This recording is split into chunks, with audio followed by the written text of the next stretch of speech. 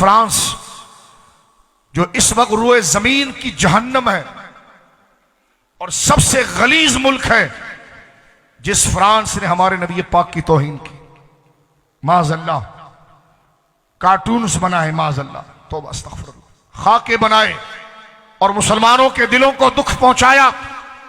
आज पूरा आलम इस्लाम, आपको पता है ना फ्रांस के खिलाफ एहतजाज हो रहा है, पता है ना। लेकिन मेरे दोस्तों देखो, अगर वो खाके बनाकर, कार्टून बनाकर माज़अल्लाह हमारे नबी पाक की तौहीन कर रहा है, तो हम उसको जवाब देंगे। लेकिन उसको जवाब वो देंगे क्योंकि उसकी चिढ़ हमारे नबी से है।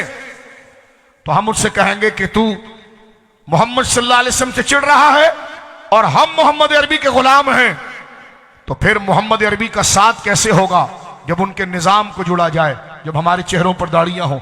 का तू एक दाढ़ी वाले से चिढ़ा है, हम सब ने अपने महबूब की गुलामी में दाढ़ी रख ली है। तू चिढ़ा है हमारे नबी से कुरान की वजह से, अब हम सब कुरान पढ़ेंगे, क्योंकि जाहिर सी बात है वो अंग्रेज हमारे सामने होता तो हम उसकी हथौड़ियां निकाल देते, फाड़ देते उसको। फाड़ते कि नहीं फाड़ते?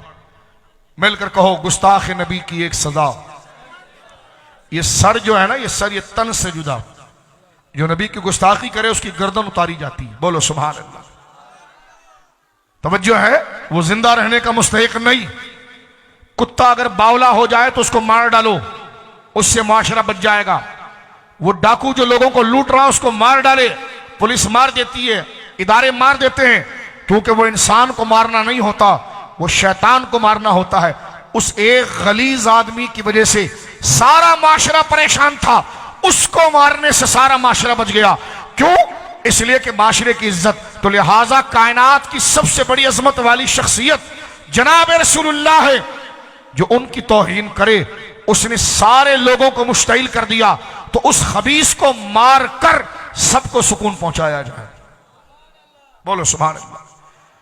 लेकिन वो गद्दार, और मुझे कहने दीजिए वो हरामजादे जिन्होंने मुमताज कादरी को फांसी दी,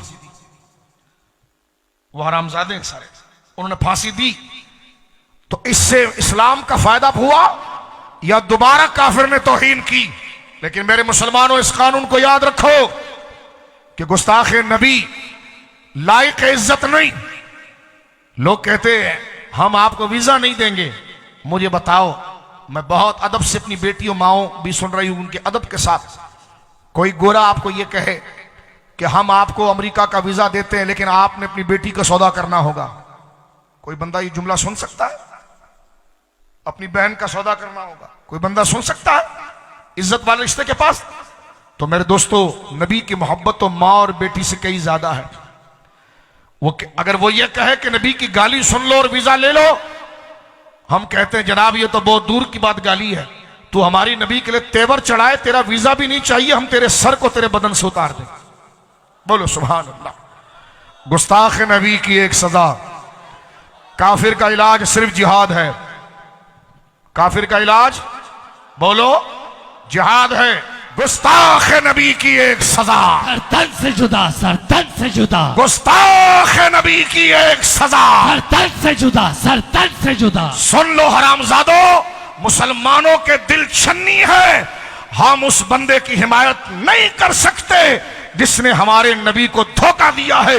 हम अपनी टोपियां और अपनी दाढ़ियां उसके कदमों में रखेंगे जो जात में हमारे मुकाबले पर ना हो, वो किसी मोची का भी बच्चा हो, और अगर वो नबी का साथ दे तो हम सैयद होकर अपनी टोपियां उसके कदमों में रखेंगे।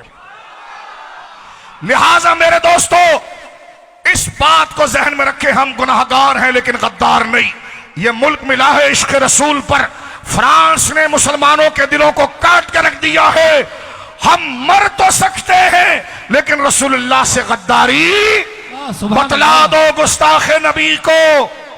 गैरत मुस्लिम जिंदा है, उन पे मर मिटने का जज्बा कल भी था और आज भी है, कल भी था और आज भी है। मिलकर कहो, गुस्ताख नबी की एक सजा। सर तन से जुदा, सर तन से जुदा। गुंबद खजरा से हुजूर देख रहे हैं, किसी का हाथ नीचे ना हो।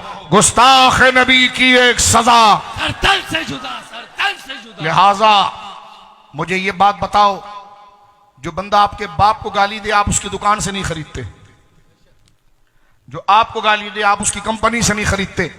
मुझे बताओ, जिन लोगों ने हमारे नबी को गालियां दी उनके शैंपू इस्तेमाल करोगे? आज मेरे बच्चों ये लिख लो अपने पास, मैं तुम पर ठोंसता नहीं, सिर्फ गैरत जगा रहा हूं। क्या हम इतने बेगैरत हो गए हैं कि एक बंदा हमारे नबी को गालियां दे और हम अपने मुंह को गोरा करने के लिए उसकी क्रीमें लगाएं?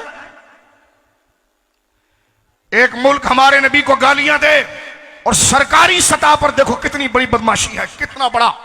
ऐसा नहीं कि किसी एक बंदे ने, माज़अल्लाह गवर्नमेंट है, गवर्नमेंट। मैं सलाम पेश करता हूं फ्रांस के उस शख्स को जिसने एक प्रोफेसर का पूरा सर उतारा।